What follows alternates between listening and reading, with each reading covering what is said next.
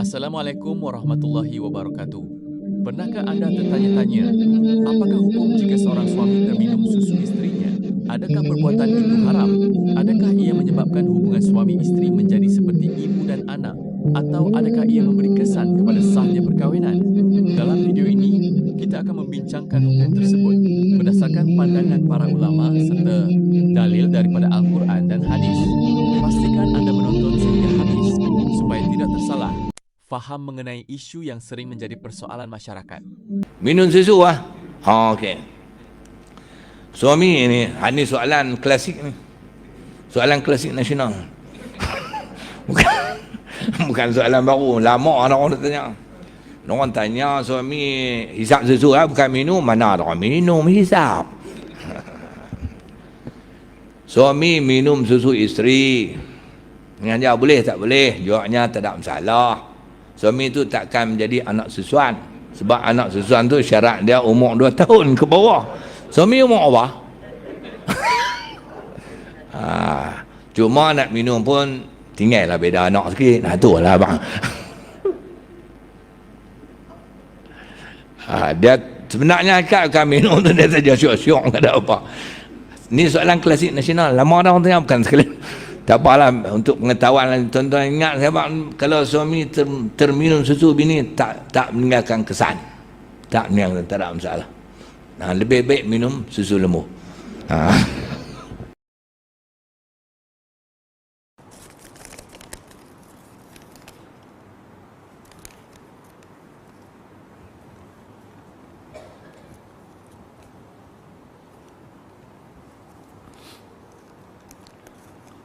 Ini ada soalan bulan puasa apa semua, nanti kita jawab. Abang Aib bulan puasa ni.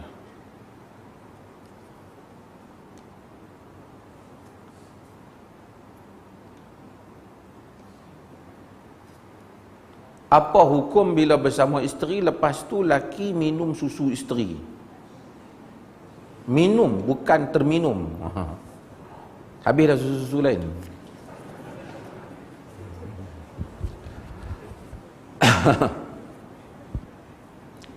Minum susu, dia ada 3 sebab pengharaman. Dengar betul-betul, sekejap lagi pakat duk balik abang minta maaf lah, kita ni dah haram dah lah. Dengar betul-betul. Pasal aktiviti ni bukan sikit yang melakukannya. Okey. Pertama ialah pengharaman. Saya tengok ada orang duk sebut kan, haram nasab kerana minum susu. Dia apa tak tahu. Itu bukan nasab. Haram disebabkan nasab, tahrim disebabkan nasab, kerana sebab nasab ini ialah bapa dengan anak, tok wan dengan cucu, adik-beradik, yang ni sebab nasab. Haram nikah. Satu haram nikah kerana musaharah. Musaharah ni apa? Beranak menantu lah, maksudnya menikah. Jadi kita menikah dengan dia haram dengan mak dia, kita menikah dengan mak dia haram dengan anak dia, kita menikah dengan adik dia haram dengan kak dia. Ada haram sementara, ada haram yang selama-lamanya. Satu lagi haram disebabkan radha'ah, haram disebabkan kerana penyusuan. Jadi baru ni bincang pasal bank susu. Saya sokong bank susu ni, walaupun ada pihak-pihak korang suka, tapi saya susu. Kita bila susukan seorang wanita menyusukan bayi. Bila dia menyusukan bayi sebanyak, dalam qaul jumhur, sebanyak 5 kali kenyang. 5 kali sekali, lepas tu saat ni lagi sekali, bukan 5 kali sedut, 5 kali kenyang. Maka dia dianggap sebagai anak susuan. Maka haram untuk dia berkahwin dengan ibu tu, haram untuk dia berkahwin dengan orang yang menyusu dengan ibu yang sama, dan anak ibu tu yang betul. Jadi dia beradik-beradik susuan, dia haram untuk kahwin. Siapa mereka ni? Budak ni berusia 2 tahun ke bawah. Karena wal walidat yurdi'na auladahun haulain kamilain.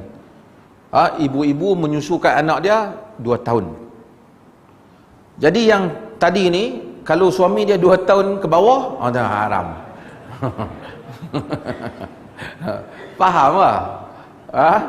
Jadi cuba cek umur suami tu. Kalau dia 2 tahun ke atas, dia boleh lah. Tu pun kesian kat anak lah. Jangan hak tu adalah simpati kat anak lah. Sampai pak minum susu sampai anak tak ada, kacau lah. Tapi dari segi hukum, tanya di sudut hukum, adakah menyebabkan jadi anak susuan? Boleh Allah, abang dah jadi anak susuan. Sayang, dah, tak jadi. Dia syarat apa? 2 tahun? 2 tahun. Kemudian ulama khilaf dalam hal ini. Jumhur menyatakan minum susu tu jadi. Di kalangan para ulama seperti Al-Lais bin Sa'ad dalam salah satu riwayat Imam Ahmad, dan juga qaul dalam mazhab Zahiri, Ibn Hazmin dan seumpamanya menyatakan hendaklah isap susu tu di tubuh. Maksudnya secara direct, imtisas, yang isap daripada susu daripada ibu tu sendiri. Karena dia bukan minum susu tu yang menyebabkan kerana keibuan itu. Maksudnya kalau bubuh dalam cawan, pada sebahagian qaul tak jadi. Kena isap di badan baru jadi. Tapi yang hak besar-besar ni yang isap di badan pun tak jadi sebab umur dah lebih pada 2 tahun. Jadi kawan hak tanya ni tak usah susah hatilah. Wassalamualaikum. Jadi susu lagi. Banyak masalah dia tanya. Suami terminum susu. Nak jadi batal tak nikah? Nak. Ni banyak berlaku. Suami terminum susu. Nak. Susu sekarang ni orang kerja, nak dia susu dia pakai perah dulu pagi belum masuk opeh. Dia pakai hak pong kedai hak jual ikan tu kan. Dia pong bubur dalam botol. Nak. Jadi anak dia patut anak dia minum. Tapi suami balik dah harga tengah hari minum. Nak. Suami pun rabungnya mata. Tak. Hukumnya tak jadi susuan. Nak jadi susuan ni bawah pada 2 tahun. Melainkan suami dia tu umur 8 bulan. Jadilah. Dia lagu tu. Contoh tajuk saya dekat Tanyalah Ustaz pagi ni. Penyusuan dan hukum hakam bab susu. Yang law ni dekat Malaysia ni, dekat Malaysia tau, bukan dekat US. US kuat. Dekat Malaysia 4 orang perempuan yang disoal siasat, adakah mereka menyusukan bayi mereka? Maka jawabannya adalah seorang saja yang buat, 3 tak menyusukan. Tu yang duk jadilah ni. Maka kita pun tukar pakai susu boh-boh. Anak besar punya boh-boh gitu. Bukan mak tak ada susu, mak ada susu. Tapi sebab kita meninggalkan hukum, maka perbincangan dia tu sampai macam tu lah. 2 jam Tanyalah Ustaz lah ni. Dulu 1 jam, naik 1 jam setengah lah, 2 jam. 1 jam setengah TV3, sambung pula twist PTV9 pula lagi setengah jam. 2 jam pun tak cukup soalan. Yang soalan yang paling best sekali, apa hukum suami menyusu susu isteri? Orang hang tanya hak penting sikit. Yang tanya. Tapi nak buat macam mana? Rupanya ada lelaki perangai macam tu. Kan? Ada lelaki. Kita kena jawab lah dalam TV pun kita kena jawab. Saya kata hukum suami menyusu hukum isteri menyusukan suami lah senang. Macam tu lah baru kena kan. Baru kena. Apa hukumnya? Hukumnya tak ada larangan pun, tak ada lah haram.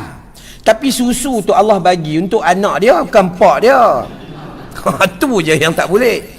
Bukan ada apa, tak ada, bukan. Ini dia hukum dia harus kalau susu tu masih ada untuk anak dia. Tapi kalau ayah ni menyusu sampai 1 jam, anak tak dan, tu haram ah. Masih. Takut membasir. Ayah tak ada kerja lain sungguhlah. Kan? Banyak persoalan ni. Tapi kita nak bagi tahu lah, saya nak bagi tahu kita ni orang dewasa, juga ni orang perempuan kat belakang, kalau siapa-siapa yang masih ada chance nak dapat anak, nak dapat cucu atau nak menikah baru, ataupun lah orang perempuan ada chance nak dapat anak menantu, nak dapat cucu, nak dapat cicit, nombor 1 sekali, pastikan ahli keluarga kita bagi susu badan ibu dia. Tapi kalau tak boleh juga, maka tindakan kedua, cari susu ibu. bukan cari susu lembu, sebab tu anak orang bukan anak lembu. Problem kita bila kita isteri tak ada susu, kita terus pergi cari lembu. Lembu pun pening, aku pun ada anak. Betul ke? Yang duk bagi kat anak hangpa semua.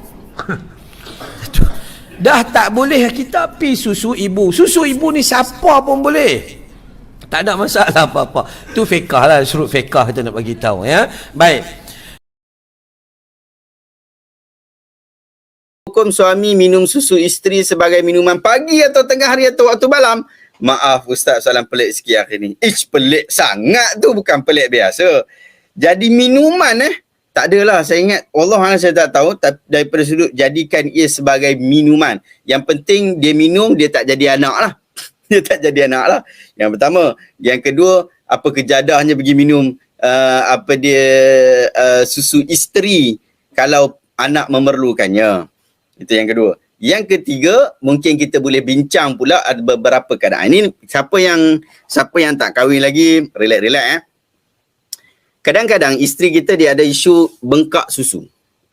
Isu bengkak susu. Isu bengkak susu ni maksudnya susu tu kena keluarkan susu tu. Ni saya tak pernah buat lah, tapi cumanya isu bengkak susu adalah perkara biasa.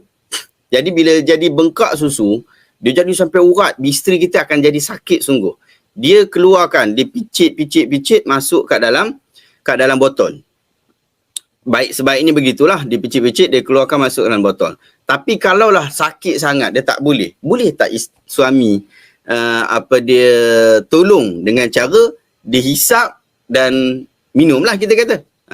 Minumlah, boleh tak? Boleh. Harus pada perkara berkenaan. Wallahu ta'ala a'lamu bisawab. Jadi kita tengok sikit, kita cek sikit hukum susu, minum susu. Kita tengok ada orang sebut yang berbeza tak? Minum susu isteri. Tapi yang soalan kawan kita ni ganah lah sebab dia sebut minum pagi, petang, siang, malam ni. Itu yang jenuh tu. Sebab dia sebut terlalu banyak.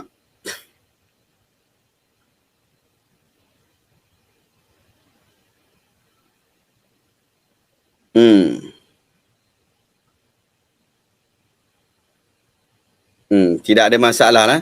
Tak tahu ni, kalau ikut sini tak ada apa isu pun. Tak ada isu apa pun berkaitan tentang minum susu isteri tu, nampak pelik sajalah. tak ada hukum jadi anak lah. Tapi pelik lah. Biasanya susu ibu ni keluar sebab apa? Sebab nak bagi kat anak. Dan biasanya tak ada anak, tak ada susu. Biasanya tak ada anak, tak ada susu. Kalau keluar tu nak kata susu sungguh pun sukar lah. Bila ada anak, ada susu. Supaya bila kita ada susu, kita boleh bagi dekat anak kita. Itu fokus dia lah. Bukan bagi dekat laki. Laki tak payah lah. Tapi kalau dia nak minum, nak rasa, macam mana susu isteri aku rasa macam mana pun, tak ada masalah lah. Dan tak menyebabkan dia jadi anak susuan lah. Wallahu ta'ala a'lam. Jika ada perbezaan pendapat pada bab ni, saya tidak mengetahuinya. Wallahu ta'ala a'lam. Dia mau bertanya, entah mau melucu-lucu. Kalau mau bertanya ni mau melucu-lucu, Allah melaknat. Tapi kalau mau bertanya hukum, apa hukum suami meminum air susu istrinya? Pernah ditanyakan kepada Syekh Ahmad Asyarbasi. Nama kitabnya Yas'alunaka Fiddin. Yas'alunaka Fiddin. Kalau ada orang bertanya tentang agama, Syekh, apa hukum seorang suami meminum air susu istrinya? Dijawab oleh Syekh Asyarbasi, banyak kerja lain lagi. Tapi kalau dia minum, tidak memberikan efek bahawa nanti dia menjadi mahram dengan istrinya, dengan adik-beradik saudara sesusuan. Nih, kalau dia tanya hukum, tak ada. Tidak ada memberikan implikasi efek hukum. Tapi katanya orang bisa menjadi saudara sesusuan kalau minum air susu ketika umur 2 tahun ke bawah. Kalau 40 tahun. Bagaimana mengetahui seseorang itu fasik, Pak Ustaz? Nahnu nakumu bizawahir, wallahu yatawalla sarair. Kita menengok zahirnya, batinnya Allah. Suka dia melaga ayam. Melaga ayam haram. Menzalimi binatang, berjudi. Orang yang melakukan perbuatan dosa terus menerus, orang itu fasik. Wallahu la yahdil qaumal fasiqin. Allah tidak memberikan hidayah kepada orang yang fasik. Fasik diambil dari kata fasaka. artinya keluar, seolah-olah dia sudah keluar dari agama Islam. Jangan sampai fasik. Yudhillu bihi katsira, banyak orang yang disesatkan Allah, wa yahdi bihi katsira, banyak orang yang diberi hidayah oleh Allah. Siapa yang disesatkan Allah itu? Tak ada angin, tak ada hujan, tiba-tiba disesatkan Allah. Bukan. Siapa yang disesatkan Allah? Wa ma yudhillu bihi illal fasiqin. Yang disesatkan Allah itu orang yang fasik. Dengan penuh kesadaran dia buat dosa terus. Fasik.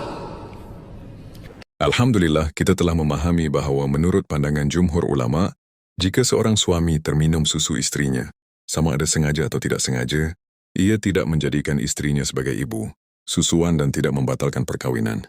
Penyusuan yang menyebabkan hubungan mahram hanyalah penyusuan yang memenuhi syarat-syarat tertentu ketika bayi masih kecil, sebagaimana yang dijelaskan dalam syariat. Oleh itu, umat Islam hendaklah sentiasa merujuk kepada Al-Quran, hadis dan pandangan ulama yang muktabar apabila timbul persoalan agama. Jangan mudah mempercayai maklumat yang tular di media sosial tanpa menyemak sumbernya. Jika anda mendapat manfaat daripada video ini, jangan lupa tekan like, kongsi, dan subscribe supaya lebih ramai mendapat ilmu yang bermanfaat. Tinggalkan juga komen jika anda mempunyai persoalan agama yang ingin dibincangkan pada video akan datang. Semoga Allah SWT menambahkan kefahaman kita terhadap agama dan menjauhkan kita daripada kekeliruan. Terima kasih kerana menonton. Assalamualaikum warahmatullahi wabarakatuh.